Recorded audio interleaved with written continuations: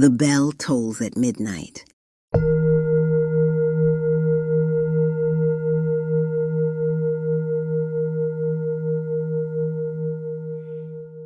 Greetings. I'd like to welcome all of my midnight marauders. Come on in, get comfy, and lend me your imagination. Sometimes praying for someone for a more positive outcome is a blessing, but pretending to ask God to grant them grace while quietly working on their downfall is in fact the real work of the devil. I call this Midnight Tale, Sista Sable Sinclair and the Glorified Curse. Part 1. Be careful what you pray for. Sable Sinclair stood there in her white wedding gown, screaming to the top of her lungs inside the front of the church, while horrified onlookers stood from the front pews, gasping in complete disbelief as Reverend Josiah Humphrey lay sprawled out on the floor in front of the congregation. Sable's beautiful white pearls scattered across the floor as she leaned forward over the body of her fiancé, gripping her tight wedding gown with both hands at the front of her thighs. Suddenly, an elder of the church, 90-year-old Sista Mozella Walters, yelled, "You done gone and done it now, ain't ya, gal? You done killed the good reverend." Suddenly, the church members' whispers grew louder as they began to approach the good Reverend Humphrey, lying motionless on the floor. Their eyes widened, but soon rose to focus on Sable in a hateful glare as they began to move towards her direction, seemingly with fangs pronounced and claws drawn as she began to retreat, stumbling backwards down the church aisle, then turning to run towards the double doors, pushing them open and falling out of the church onto the dirt. She stood up, noticing they were coming for her. Looking at the angry crowd in disbelief of what now resembled a hunting party, she found it almost impossible to run in the tight form-fitting wedding gown that complemented her modest figure. Dusk fell as Sable noticed an orangish-blue glimmered sky displayed above this angry growing crowd, now tripping over one another, desperately forging after her to deliver some sort of street justice. Sable yelled aloud, "I would never hurt my fiancé. Never!" Someone hurled a large rock, striking Sable in the back of the head as she screamed in pain, holding the back of her head while attempting to secure her safety, blood pouring from behind her right ear. The crowd of angry churchgoers gave chase, some of who were elderly, was no match for this 50-year-old well-built woman, as one by one some immediately began slowing down from sheer exhaustion and veered off from the chase, heaving on the side of the road while shaking a fist and hollering expletives at a frantic, terrified, and disheveled Sable, while others pursued relentlessly. Cutting through a small back stream through a wooded area, the bottom of Sable's white wedding dress was now heavily muddied. She was heaving as if she was about to draw her last breath when out of nowhere she notices a man sitting on a large rock near the small stream, staring at her. Sable thought she was about to die also, and God had sent a guardian angel to receive her. She gazed in amazement at the sheer magnificence of his person while standing there in this muddy water holding the bottom of her dress. Her mind was completely numb as her chest rose and fell with great difficulty trying to catch her breath. He was wearing an immaculately white garment trimmed in gold, his feet wrapped in sparkling gold sandals and what appeared to be a gold crown perfectly placed above his brow. His face was bronze and hair was a light brown, wavy texture, every hair in place. His beard was so neatly lined as if it had been drawn onto his face. His eyes bore the most beautiful golden color of amber, like holding a jar of honey up to the sun. Sable could hear the angry crowd behind her beginning to catch up to where she was frozen, still standing in the stream looking at this figure, unable to speak or take her eyes off of him. Suddenly, Olivia Montgomery, who was angrily yelling expletives at Sable, also noticed the man, stopped in her tracks, as did Ernestina Jasper and Arthur McCoy's. Their attention fully focused on this man as he began to speak, saying, "Sable, do you pray that those who set out to do you harm would simply go away and leave you alone?" Without batting an eye, Sable quickly retorted, "Yes." The man looked at the frozen three standing behind Sable, still standing with clenched fists, and in the calmest, deepest of voices said 3 words to Sable, "Do it now." Sable then closed her eyes and prayed they'd go away, all of them, the entire congregation. Just then, Olivia, Ernestina, and Arthur began to fade into nothing more than what appeared to be dust, then disintegrated into nothingness, leaving empty clothing right where they stood. Sable gasped aloud, holding her mouth as this man whose appearance was so beautiful moments before asking Sable her wish now began turning into this horrid demon-like creature with horns as he laughed gutturally while fading into thin air as well, but leaving a warning with her that echoed, Careful what you pray for. Sable, frightened out of her mind, was released from what felt like a frozen spell and continued to run through the woods towards her home, while most assuredly telling herself that this did not just happen, and she wasn't hearing faint laughter and horrid whispers behind every tree she passed in the darkness, like something she couldn't see was now stalking her. She made it to her home, hesitantly peeking around the tree in her front yard, and found none of the church members there waiting to attack her. Scared to go back to the church, but unsure about reporting Reverend Josiah's sudden death to the police on the count that the police chief's wife was best friends with Reverend Humphrey's late wife. Sable knew if the church folks displayed that amount of suspicion towards her, then she stood no chance in hell about her innocence in this matter. She opened her closet, clicked on the light, and grabbed a medium-sized charcoal gray luggage off of the top closet shelf and began throwing everything of importance in it. Sable grabbed a photo off the nightstand of her dearly departed father just as she heard a loud knock at the door. Sable stood frozen in the middle of the living room, almost scared to breathe as the knocking on the door became harder. She was hesitant to move as the floor creaked loudly with every step. Suddenly, she heard a voice whisper, "Sable, it's Frankie," with his face pressed up against the window. A startled Sable let out a frightened shriek. She'd been holding a carver's knife in her hand, contemplating doing the worst if the situation became life or death. She'd determined it wasn't going to be hers. Sable threw the knife on the floor and rushed over to the door, hurrying Frankie in. Frankie was the first person Sable met when she'd moved to Tuscaloosa, Alabama, down on her luck, alone and looking for work and a new start. Upon getting side-eyed for her proper northern dialect by some of the Southerners, Frankie seemed welcoming and non-judgmental, never mind the fact that he was always as cool as a cucumber, too. They met at the Cozy Cup coffee shop one day, while in line, waiting to order a coffee and bagel, struck up a conversation about the agony of long lines and employment status.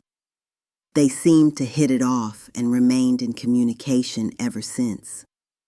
As the manager of the local five and dime called the Piggly Wiggly, Frankie offered her a job. Needless to say, Sable was absolutely thrilled and accepted the offer, securing a friendship and bond between the two. Frankie also invited Sable to join the Holy Tabernacle Baptist Church, but felt undeniably guilty about the coldness the congregation displayed towards Sable due to the fact that Reverend Humphrey was noticeably and immediately smitten with her the moment he laid eyes on her. This definitely didn't sit well with some female members of the church, especially since a lot of them were friends with his late wife, Charlotta Humphrey, who had passed at a church dinner gathering the year prior. The good Reverend and Miss Sable Sinclair began dating, becoming engaged soon after. Folks found that awfully disrespectful to the memory of their dear friend, Charlotta, and quite odd not to speak of the fact that now good Reverend Josiah Humphrey himself had now mysteriously died. "Frankie, thank God it's you," said a hysterical Sable. Frankie looked at Sable and said, "Girl, we've got to get you out of here. They're trying to pin this thing on you." Sable walked over to Frankie teary-eyed and fighting back her emotions, tapping the middle of her chest with her hand, saying, "I have dealt with the unimaginable from him and those hypocritical church members. I stood there ready to say my vows before God and that vampiric congregation." Frankie looked bewildered with guilt, feeling as though he'd invited Sable into this mess. He abruptly interrupted her by saying, "Calm down, Sable. I know things have been rocky for you, but I promise you'll never ever suffer the way they made you suffer ever again. Now change into something comfy, girl. You have to leave now." Sable ran in the room and grabbed her most valued possessions and rushed to the car parked outside where a nervous Frankie waited, biting his nails to the nub. As soon as Sable jumped inside the car and closed the door, Frankie sped off with the wheels spinning so fast all that remained in the driveway was dust. "Where will I go, Frankie?" a confused and tearful-eyed Sable asked, as she sat wringing her hands staring at Frankie for some sort of reassurance of her future. Frankie replied, "Anywhere but here." Frankie then told Sable, "Girl, I'd been saving up for 4 years to leave this place and the congregation of old busybodies. Last year I bought a small modest home in Arizona, California. I kept it a secret because I thought you and Reverend Humphrey would be in marital bliss by now. But when things started unfolding for you the way they did, I didn't have the heart to tell you that I was planning on leaving, so I kept it to myself."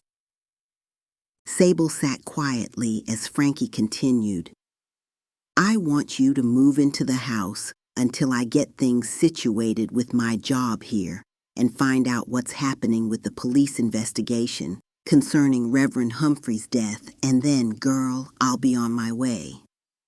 Sable let out a long sigh and began to cry, saying, "My God, Frankie, what would I ever do without you?" Sable leaned over to give Frankie a hug as Frankie looked up in the rearview mirror and screamed as the car swerved. "What's wrong, Frankie?" Sable yelled. Frankie abruptly pulled over with the screech of the tires ringing loud into the quiet night.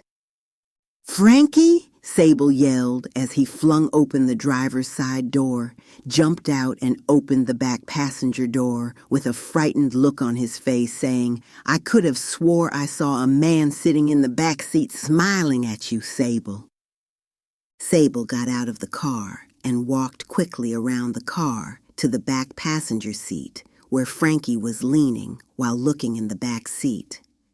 He stood up straight, scratching his head, and said, "That was some weird-ish." Sable looked scared and confused, asking Frankie, "What did the man you thought you saw sitting in the back seat look like?"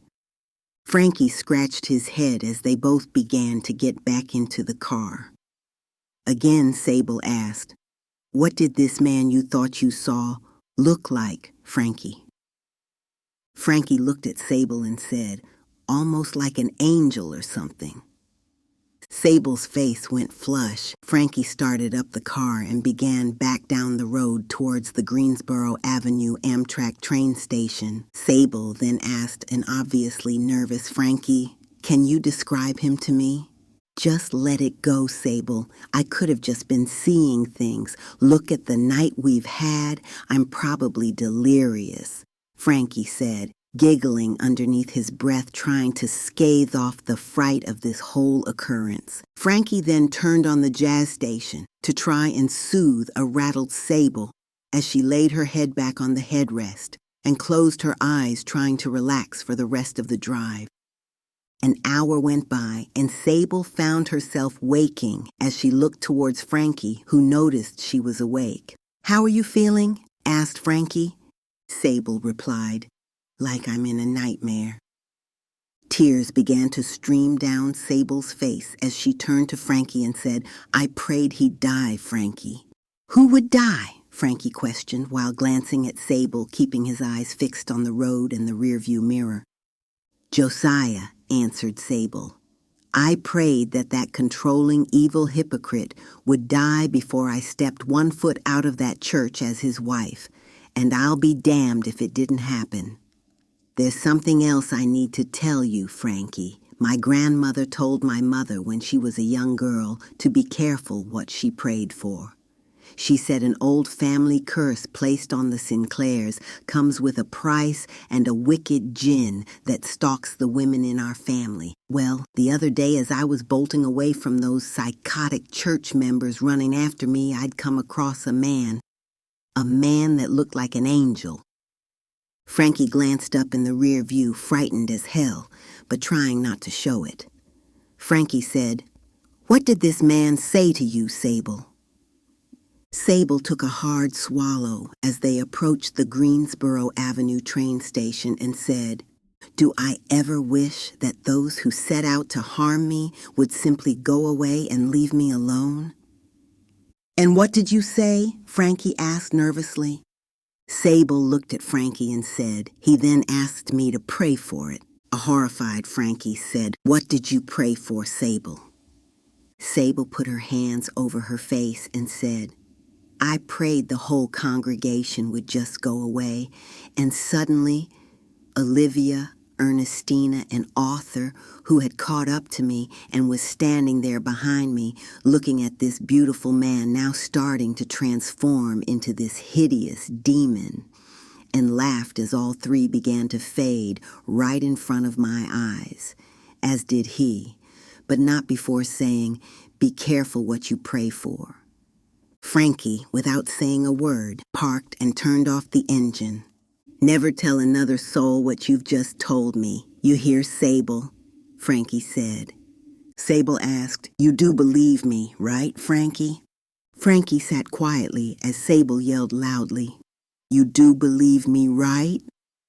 Frankie yelled back, "Yes, I saw that thing with my own 2 eyes sitting in the back seat of my car." "Oh my God, it's following me," a bawling Sable murmured.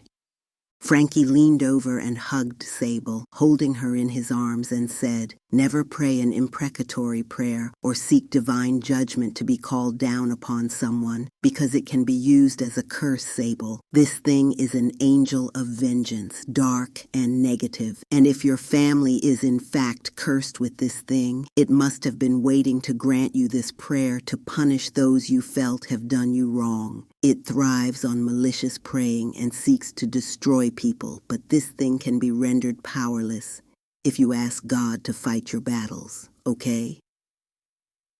Sable gave Frankie a tight hug back, feeling the love of a much-appreciated big brother in her time of need. Frankie, in good faith, gave her the address and keys to his home in which he'd fully furnished over a year ago, a debit card with access to an emergency account, and purchased a train ticket for Sable, even setting up an Uber to take her to her new residence once she reached the town of Randolph, Arizona, where there she'd blend in with a thriving and bustling community. Sable stepped off of the train, feeling nervous and scared about what had happened in Tuscaloosa. A looming feeling of dread controlled her thoughts as she fought hard to get the images of the good Reverend Humphrey lying there on the floor in front of the congregation, and this curse surrounding this dark angel of vengeance following her.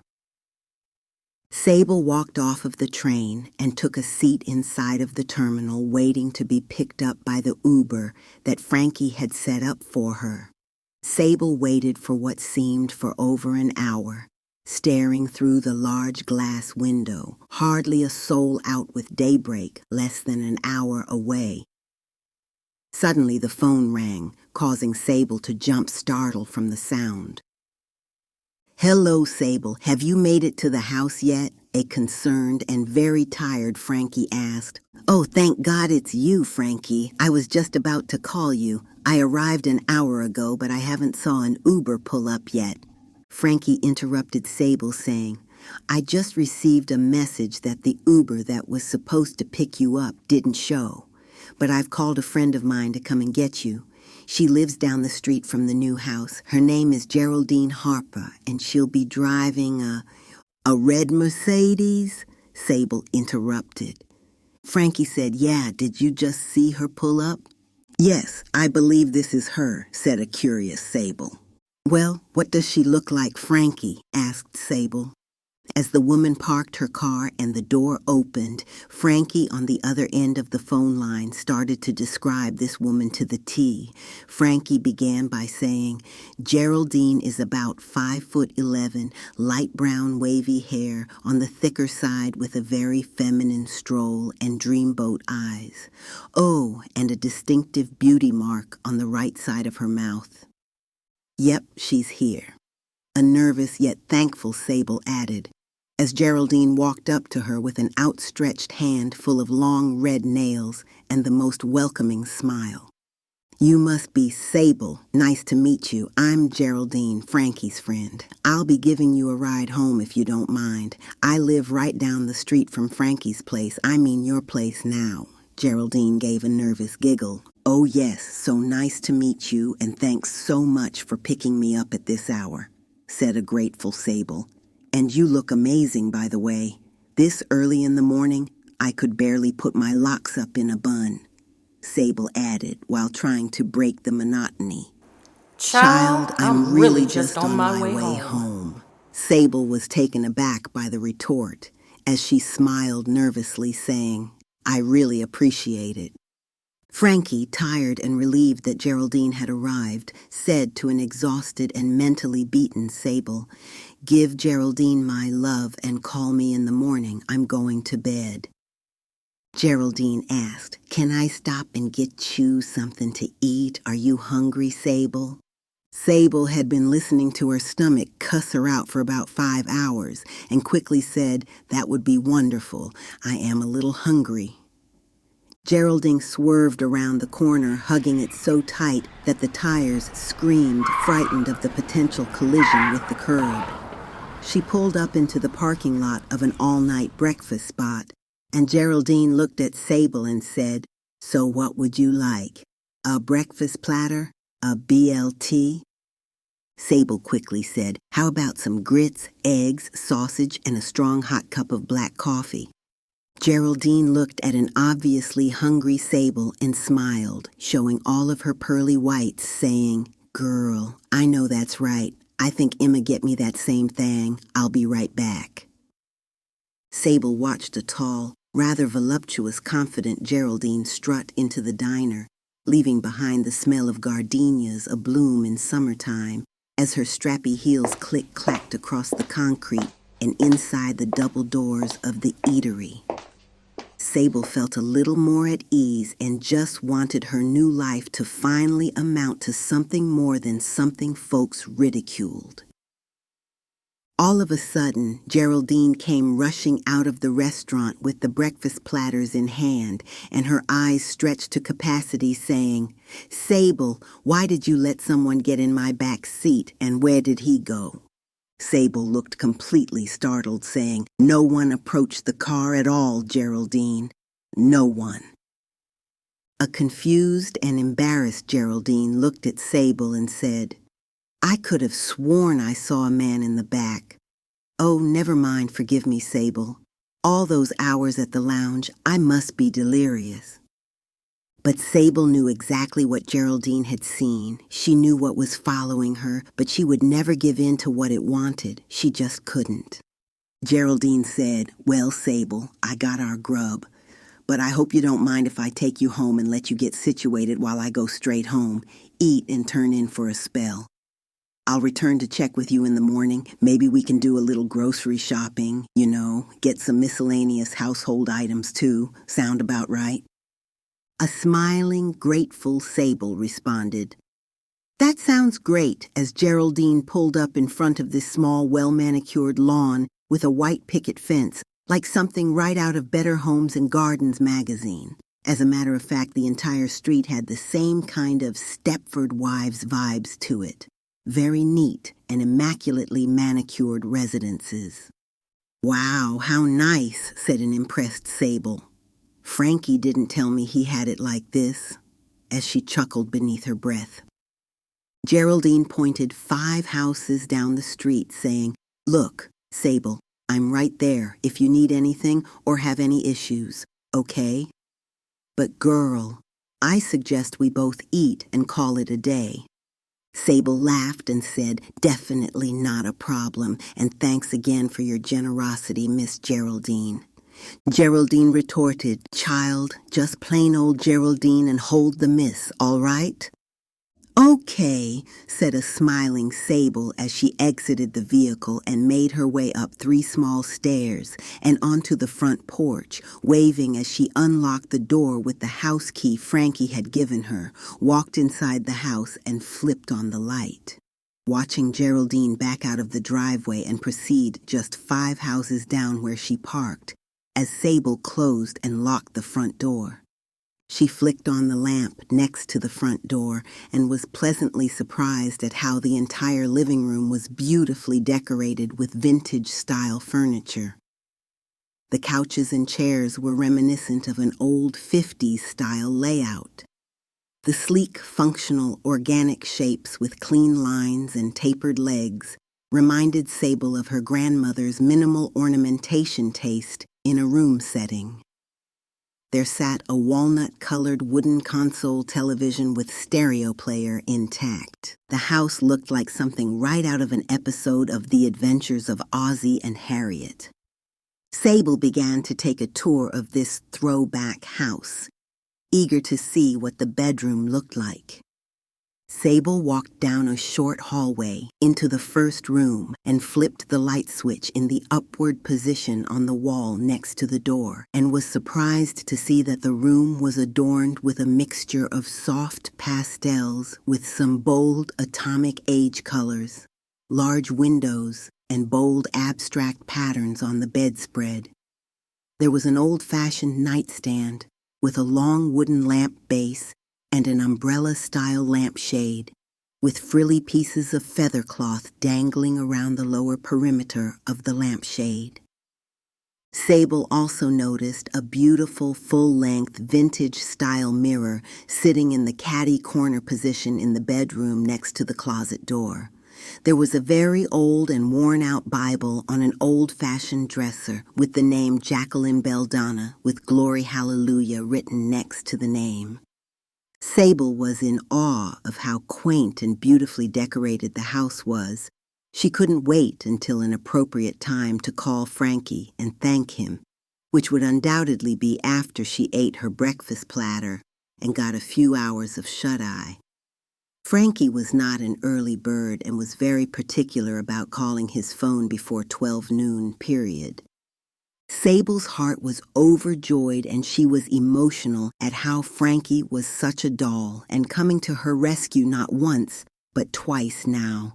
Sable felt as if someone finally gave a damn about her and that God wasn't as mad at her as she believed he'd been her entire life.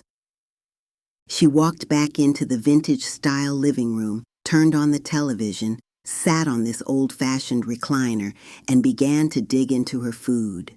Sable breathed as she enjoyed every morsel, savoring this meal as she felt her senses thriving again with each piece of sausage and buttery grits she inhaled. Sable devoured her food and then nodded off in front of the television. A few grits on her pink sweatsuit top, nonetheless feeling a sense of gratitude and security she hadn't felt in years. But if it's one thing Sable's mom taught her was to stay aware of your surroundings and always be careful of what you pray for.